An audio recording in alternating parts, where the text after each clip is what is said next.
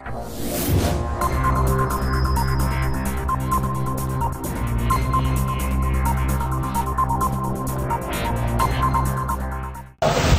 vie est un défi grave. Amen, amen. Seuls les plus forts gagnent. Seuls les plus forts gagnent. Si nous ne sommes pas forts, nous ne gagnerons pas. Si tu n'es pas fort, tu ne gagneras pas. Écoute, regarde, même quand tu es malade, quand tu es attaqué par la maladie, hein, la maladie t'attaque, la maladie cherche à te terrasser, à t'écraser, à te détruire. Et la maladie cherche même à te tuer. Mais c'est à toi de lutter contre cette maladie. Et c'est un défi quand on est malade. C'est un défi quand on est confronté à une situation difficile de maladie. Amen. Arrange-moi le son une bonne fois, s'il te plaît. Donc quand je suis malade, je suis confronté à une situation, c'est un défi. Vous voyez, quand quelqu'un tombe malade, il s'est dit, je suis en train de lutter contre cette maladie. Donc c'est une guerre. La personne est en compétition, en guerre contre cette maladie.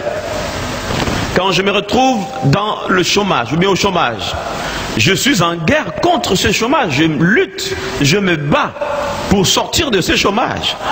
Et ce n'est pas facile. Ne pense pas que si quelqu'un est au chômage, qu'il est paresseux. Il n'est pas paresseux, parce que le travail n'est pas encore arrivé à lui. Tous les chômeurs ne sont pas paresseux, quand bien même qu'il peut y en avoir quelques-uns. Mais c'est une lutte que nous avons. Se nourrir est une lutte. Se vêtir est une lutte. Je n'entends pas les amens. Peut-être que vous ne croyez pas à ça, mais c'est une réalité. Amen, amen. Quand on est chef de famille, garder sa maison, sa femme, ses enfants, le tenir vraiment à ce que tout le monde réussisse, c'est une lutte. Parce que tout le monde ne parvient pas. Il y en a qui échouent, il y en a qui ont tenté une vie de couple, et ça s'est éclaté parce que c'est pas facile. Et quand vous êtes dans les fiançailles, même les fiançailles est un défi. C'est une lutte. Il y en a qui ont tenté des fiançailles qui n'ont pas abouti, ça s'est éclaté. Mais si toi tu arriveras à gagner, c'est que tu es vainqueur, tu es gagnant, tu es fort.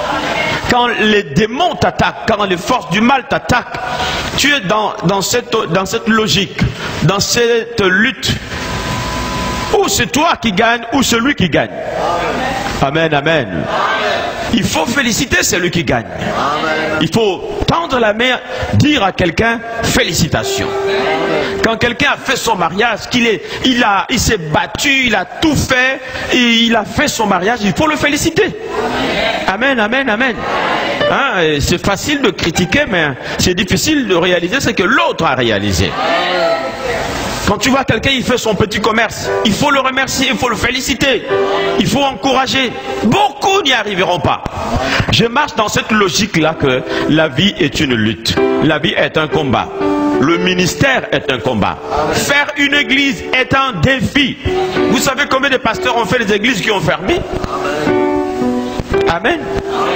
Vous croyez que c'est facile de garder les gens? C'est facile que les gens viennent tout le temps t'écouter? Tu es qui pour que les gens viennent t'écouter? C'est toute une lutte. Tu dois lutter pour garder les gens. Et pour les garder, ce n'est pas parce que tu es, je ne sais pas qui. C'est qu'il faut leur apporter ce dont ils ont besoin. Eh bien, si tu n'apportes plus ce dont ils ont besoin, ils peuvent s'en aller. Amen, amen. Si l'église n'arrive plus à faire son travail, mais l'église peut fermer. Si tu commences à faire une entreprise et que ton entreprise, tu n'as pas lutté comme il fallait, mais ça va fermer. C'est simple que ça. Donc si quelqu'un maintient son entreprise jusqu'à ce jour, il faut le tendre la main, il faut le dire félicitations. Amen, amen, amen. Il y en a qui me disent non, je préfère aller à la fonction publique parce que là-bas c'est tranquille, c'est vraiment... Quelqu'un m'a dit à la fonction publique, c'est le travail garanti en permanence. Ah bon? Amen. Amen, amen, amen. Vous croyez qu'on n'a jamais... On ne renvoie pas les gens de la fonction publique? Alors, tu peux commettre une faute grave ou tu as juste participé. C'est la première fois pour toi de participer. Vous savez, il y a des gens qui tombent, c'est leur première fois. Les experts s'en sortent toujours. Toi, tu ne connais même pas le rouage. Ta première fois et tu es tombé. Amen. Donc quand quelqu'un a gagné dans la lutte, il faut le remercier, donc il faut le féliciter, il faut le dire tu es un brave. La vie est faite de combats, de lutte, hein, de lutte. Mais une chose est vraie quand on est chrétien. Dis avec moi, quand on est chrétien. Quand on est chrétien, dans la lutte de la vie, nous ne sommes pas seuls. Nous ne sommes pas seuls. Amen. Le Seigneur a dit, je suis toujours avec vous, ou bien je serai toujours avec vous jusqu'à la fin du monde. Dans mes luttes, je ne suis pas seul. Dans mes combats, je ne suis pas seul. Amen, amen, amen. Je ne sais pas si toi tu luttes seul, hein, mais moi je lutte avec l'Éternel à côté. Amen. Dans nos luttes, nous ne sommes pas seuls. Même quand nous sommes attaqués par la maladie, nous ne sommes pas seuls. Même quand nous sommes attaqués par des voisins, nous ne sommes pas seuls. Même quand nous sommes attaqués dans la famille, nous ne sommes pas seuls. Dans notre lutte, le Seigneur nous accompagne. Il a dit aux apôtres, je serai toujours avec vous jusqu'à la fin du monde. Amen. Alléluia. Amen, amen. Jusqu'au bout. Accompagne-moi. Revêtu de lumière jusqu'au bout. Entendre. Oui. Jusqu'au bout de la terre. Dans ma lutte, j'ai commencé. Dans mon combat, j'ai commencé. Mais je sais une chose, j'irai jusqu'au bout. Amen, amen. J'irai jusqu'au bout. Dis à ton voisin, moi j'irai jusqu'au bout. Amen, amen. Dans le combat que nous avons, le combat pourra être dur, pourra être difficile, mais nous irons jusqu'au bout, jusqu'à la victoire, jusqu'à ce que nous gagnions. Nous irons jusqu'au bout. Tu dois aller jusqu'au bout.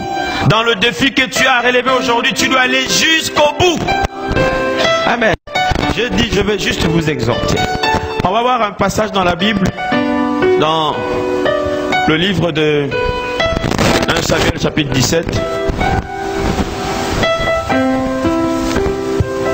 De 1 à 20. J'ai une lecture, fais-nous ça. C'est important. Par là que je vais exhorter ce matin. Tes défis ne sont pas mes défis. Nous avons des défis différents, car nous avons des guerres différentes, car chacun de nous a sa vie. Même les enfants dans la même maison, les enfants de même père, à un certain moment, chacun va prendre son chemin et chacun aura ses guerres. Amen, amen. Vous comprenez ça? Soit seul peut-être un homme et une femme mariés peuvent avoir les mêmes défis. Les défis d'élever leurs enfants, les défis de garder leur maison, de tenir, n'est-ce pas, leur travail et de réussir. Mais même malgré ça, mais chacun aussi aura quelques défis assez particuliers. Chacun de nous a des guerres. Et ces guerres sont particulières à lui. Mais chacun de nous a un seul objectif, c'est remporter la victoire sur les défis qui sont devant lui. Peut-être que ce matin, tu es venu avec le défi de la maladie, ou le défi du chômage, ou le défi, par exemple, que tu as des insomnies, tu ne dors pas, ou le défi du mariage, tu cherches à te marier, ça n'arrive pas, c'est aussi un défi, ou le défi où tu es haï de tous, haï par les membres de ta famille, par les gens du quartier, haï dans ton travail, c'est aussi un défi. Mais une chose est vraie, c'est que dans ce défi, c'est toi qui dois remporter la victoire.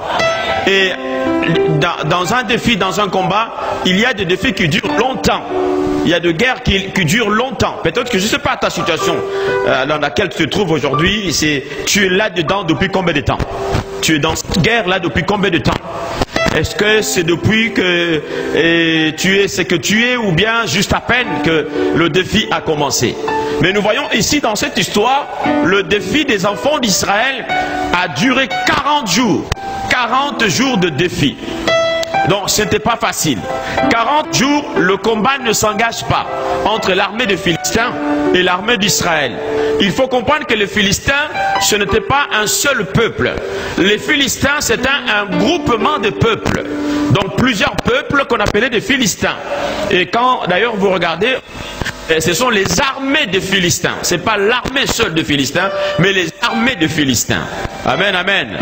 C'était un peuple fort et un peuple qui aimait beaucoup la guerre. Les Philistins, ils aimaient trop la guerre. Et quand tu ne fais pas, si tu ne fais pas attention, ils t'écrasent. Et quand eux, ils venaient, non seulement ils vont te battre, ils vont t'assujettir, donc tu deviens esclave, mais ils vont prendre les richesses de ton pays. C'était dans la coutume des Philistins. Ils arrachaient, ils imposaient leurs lois, ils prenaient des taxes et ils pouvaient. C'était un peuple qui ne relâchait pas ses ennemis rapidement. Les Philistins avaient pour coutume, s'ils ont pris un pays, s'ils ont gagné la bataille contre un pays, ils vont l'assujettir, ça peut durer 20 ans, 30 ans, 40 ans. C'est pas leur problème. Ils avaient une cruauté grave. Quand vous tombez dans les mains des Philistins, c'était terrible. Alors, ces jours-là, le combat s'est engagé comme à ce temps-là. Il fallait lutter pour garder son territoire, lutter pour garder sa...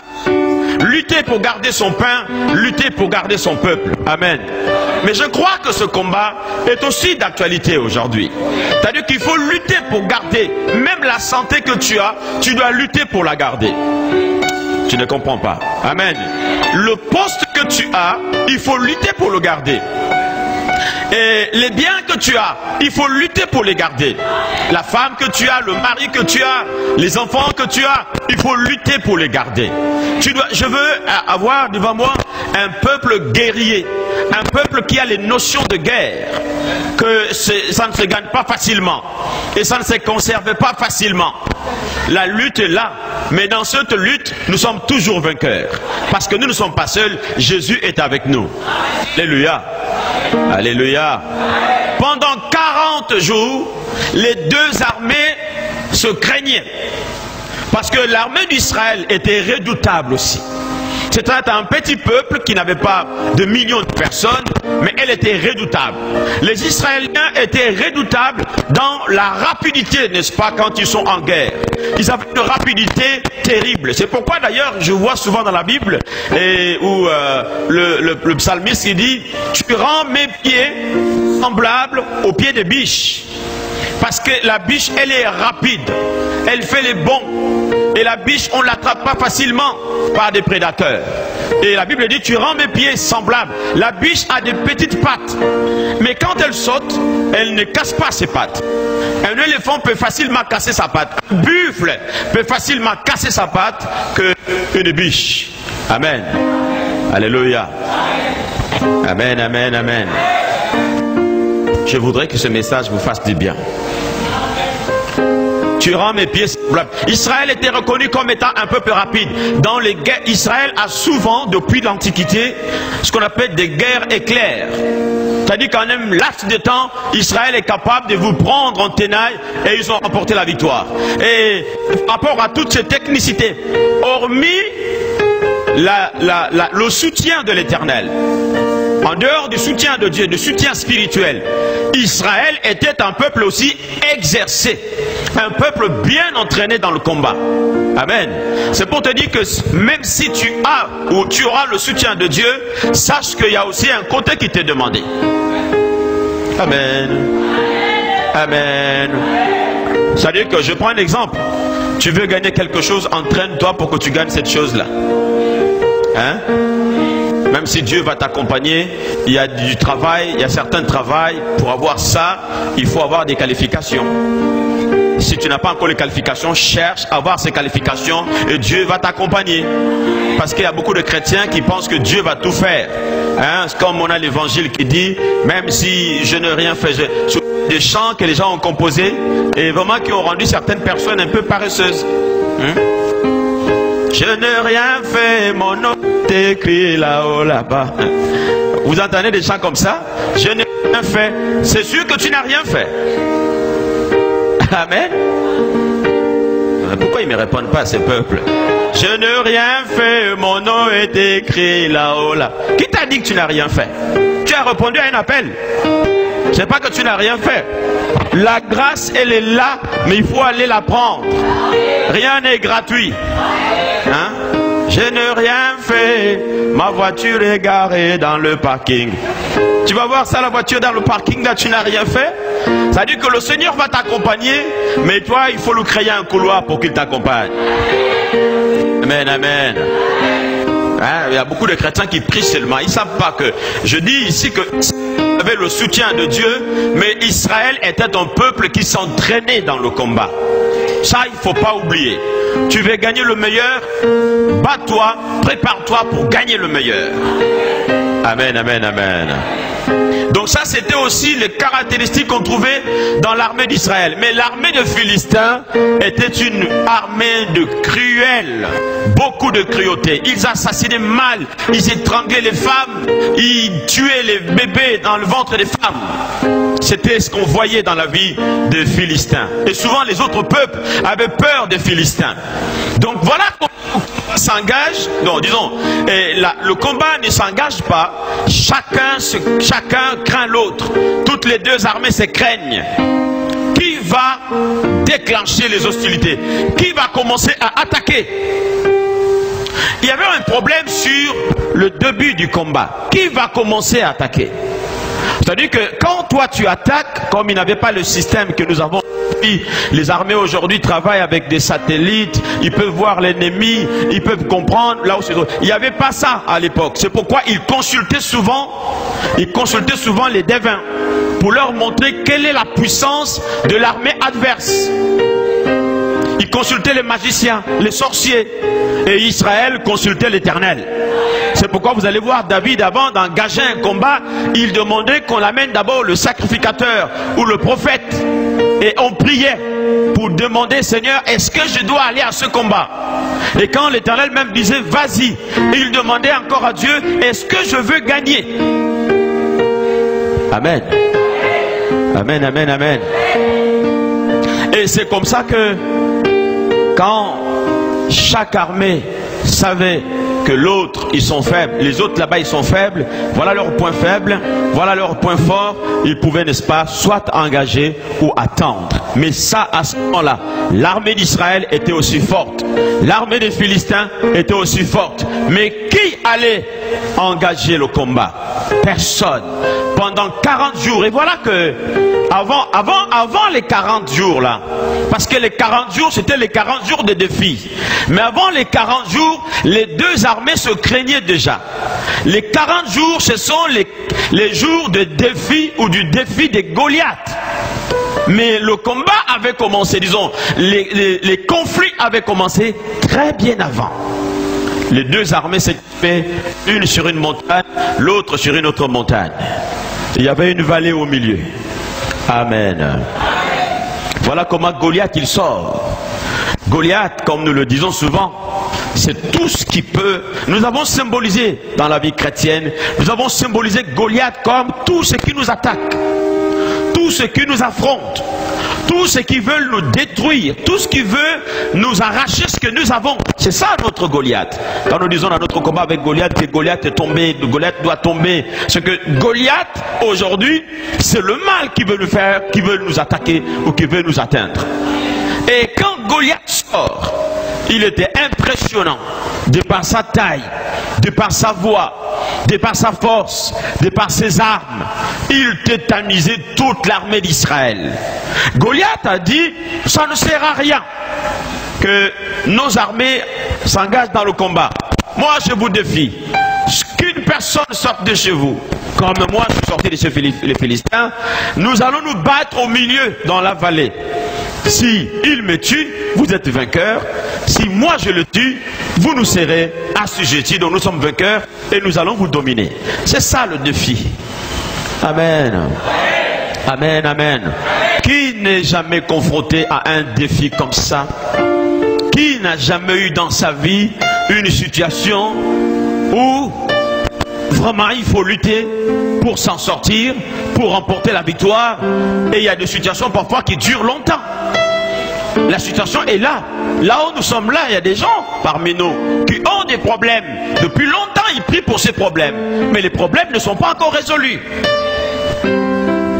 Depuis longtemps, tu luttes pour ces problèmes. Mais il n'est pas encore résolu. C'est un défi pour toi. Il y en a d'autres, leurs problèmes viennent à peine de commencer. D'autres même, peut-être le problème a commencé juste ce matin ou cette nuit. Mais chacun de nous a des problèmes devant lesquels il doit faire face. Mais c'est lui qui doit gagner. Amen. Goliath a défié l'armée d'Israël pendant 40 jours. Écoutez, les gens pensent que l'armée des enfants d'Israël était faible. Elle n'était pas faible. Beaucoup pensent que le roi Saül et le général Abner, ils étaient faibles pour affronter Goliath. Ils n'étaient pas faibles. Amen. Alléluia. Oh yes. Ils n'étaient pas faibles. Ce n'est pas parce que tu n'as pas encore remporté la victoire dans la guerre que tu as aujourd'hui que tu es faible. Tu n'es pas faible. Il y en a qui peuvent se moquer de toi. Ils se disent, mais s'il est enfant de Dieu, s'il est chrétien, mais depuis longtemps qu'il vit, mais où est sa victoire? Ce n'est pas que tu ne luttes pas. Ce n'est pas que tu es faible. Seulement ce que ta victoire n'est pas encore arrivée. Non, est-ce que je parle à quelqu'un? Saül n'était pas faible. Abner n'était pas faible. Et Israël n'était pas faible. Mais il y avait certaines choses là par rapport à ce combat-là. Ils attendaient que quelqu'un vienne le délivrer. Parce que Goliath a dit, je n'ai pas besoin de me battre avec toute l'armée. Qu'une seule personne sorte. Le problème, quelle est cette personne qui allait engager sa vie, qui allait livrer sa vie pour aller se battre avec Goliath? Et je peux encore vous dire, ce n'est pas qu'il manquait de gens pour aller se battre avec Goliath. Sinon, le roi pouvait dire même à son serviteur, ou toi, allez, va là-bas, va te battre. C'était pas ça le problème. Le problème, c'est que c'est lui qui partait, c'est lui qui allait sortir, devrait garantir soit la victoire d'Israël, soit la défaite. Donc, ce n'était pas une décision facile à prendre. Amen. Amen, amen, amen.